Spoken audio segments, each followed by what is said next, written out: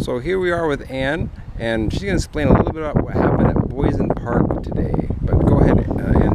Hi. Well, this morning it was daybreak, and it was time to get up and move all of your gear from wherever you were, so that you aren't, you can avoid police, interaction if possible. Mm-hmm. It never goes well. Heaven forbid you miss a court date or something like that, then you will be, whisked away in handcuffs. Mm-hmm. Anyhow, but so not the code enforcement, but the homeless task force showed up. Okay, which is it's an unmarked vehicle, but it's Anaheim PD. Mm-hmm. Okay, and they showed up, and at the back of Boysen Park there are trees. It's behind the tennis courts. There's no children there. There's no Mm-hmm. school behind it or anything like that. It's really there's just a walking path, and it'll go back to like a baseball diamond, or something.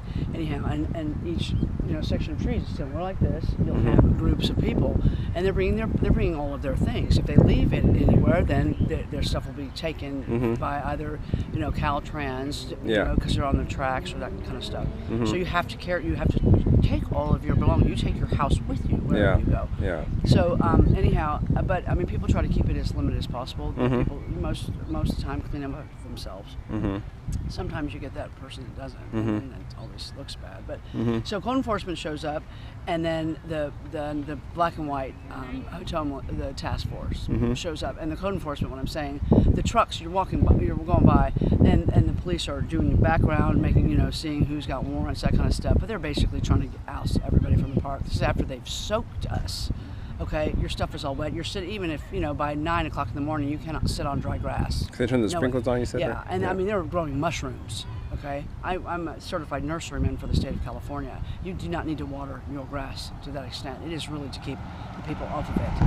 Okay, for real. I mean, it's obvious. Mm-hmm. Anyhow, so they come, and then there was an undercover police suburban that Mm-hmm. was had blacked out stuff. So I don't know if it was a gang unit or something like that. I don't know, but.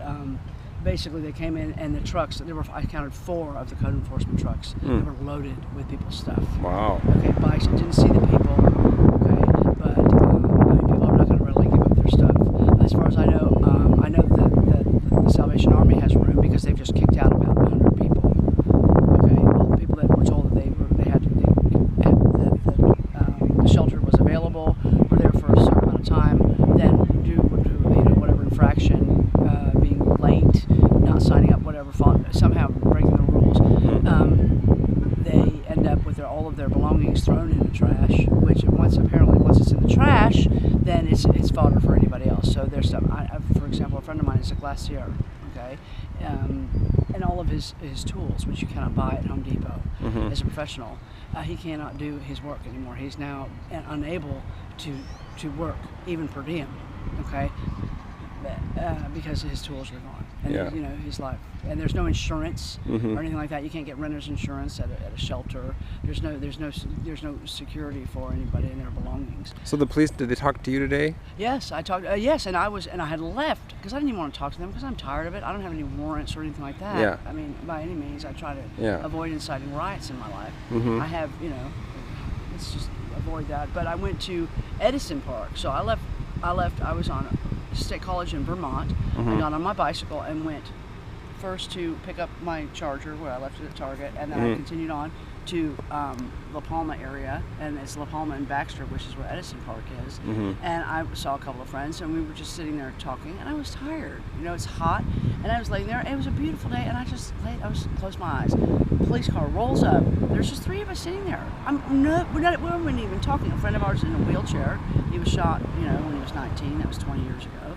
So he's, in a mechanical wheelchair. And I hadn't seen him. He'd been in the hospital due to some infection. And so I was talking to him, and then we finished that. And then another friend of ours, he was just kind of resting on the grass, and none of us were talking. The police were right, about 5 feet from us. Mm-hmm. I didn't even respond because I was like, whatever, Yeah. I thought maybe it was a park ranger or something. It wasn't. Yeah. But of course, what is your name? Stand up, hands behind your back, warrant Wow. check, that kind of stuff. And I mean, we weren't doing anything. You know what I'm saying? We were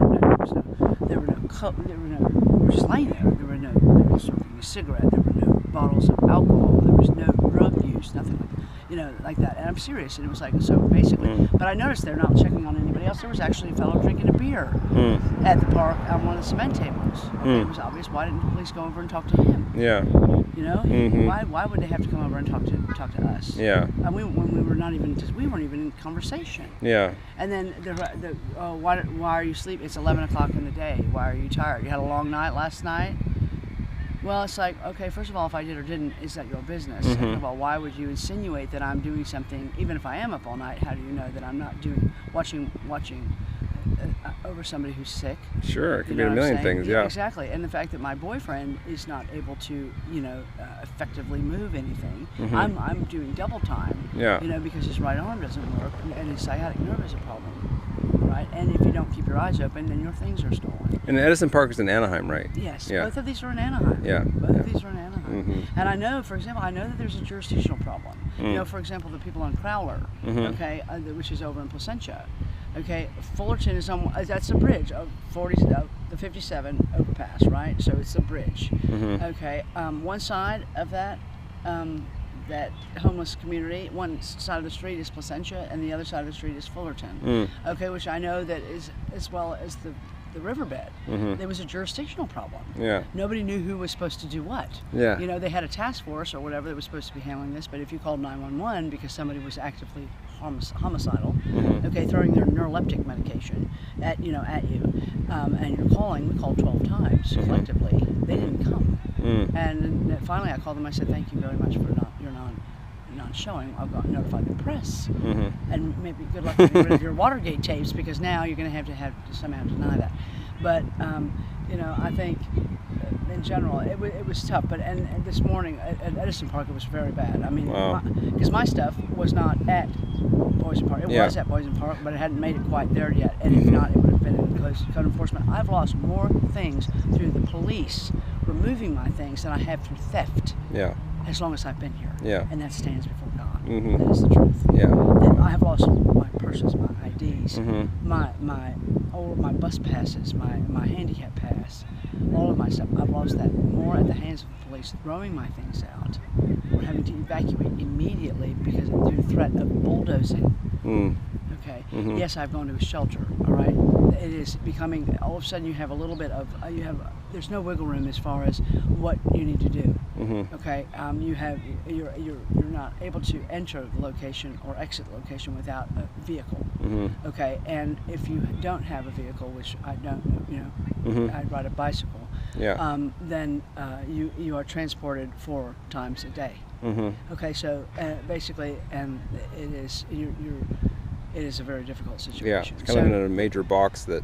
Right, and they made it available, and it's all good and well. Okay, but you're right on the freeway, which for me the particulates are bad because of my breathing. You know what I'm saying? Even though I do smoke cigarettes, but you know, trust me, I'm not wrapping my lips around an exhaust pipe. You know, so when you're on the freeway, it's the smog is a bit much. I have a constant headache. Just those fumes from cars is pretty bad. Yeah. So and that's I can tell, I can taste the smog.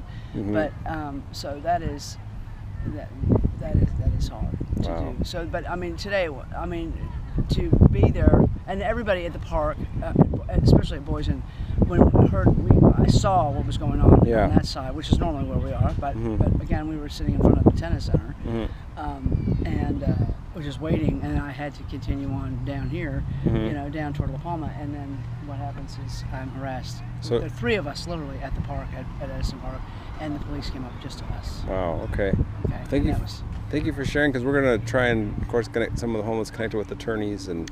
Well, yeah. I mean, we've spoken. If they've gotten their property taken unjustly. Exactly. Like that, I mean, I don't know if you're going to want to edit this, but I know my boyfriend. We were on the 57. Okay, 57 in Orangethorpe, and there was. I understand that is a highway patrol. Again, we're dealing with jurisdiction, so the highway patrol is coming in saying, you have to leave. This is illegal camping, whatever.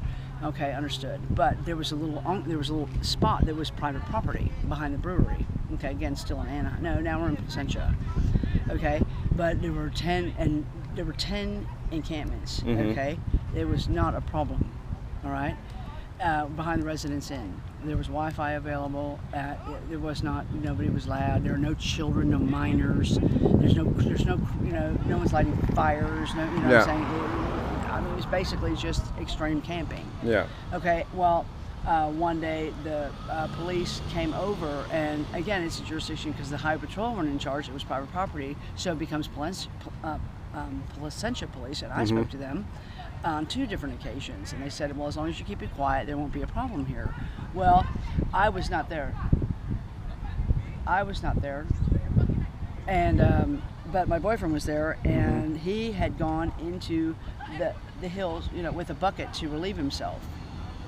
Okay, now the police had come over the fence, and they had said, okay, you've got 10 minutes to get all of your belongings. Yeah. Okay, well, he missed that 10-minute warning. Yeah. Okay, well, when he comes back out, that 10 minutes are up. He comes out of the the hills with his bucket. Okay, and they said, okay, you have to go. He goes, can I go back? And he said, no, you can't go get anything. So he left with a bucket of shit. That's all he had. My belongings, my ID, which I have had to replace because of the police so many times, that my debit card, all my papers, his birth certificate, now housing, were again thrown back because the birth certificate is there. My birth certificate from Chicago, those papers were bulldozed. We couldn't go get them. It's terrible. Okay, without threat of being arrested. Wow. I'm sorry to hear that. There it goes. So all the paperwork, all the work that we had done to try to get forward, to get housing, that kind of can't happen. Wow. There it is. Well, thank you for sharing. Yeah, appreciate it. So there's the stories. Please share the video. Do join Homeless Advocates for Christ on Facebook. Pray for the homeless out here and for our friend here. And thank you again for your prayers and support. We're going to try in Jesus' name, try to get people connected to hopefully some legal assistance. So anyways, pray that that's successful too, and that the truth is revealed. Thanks so much. May God bless you as you seek first His kingdom always. Bye-bye.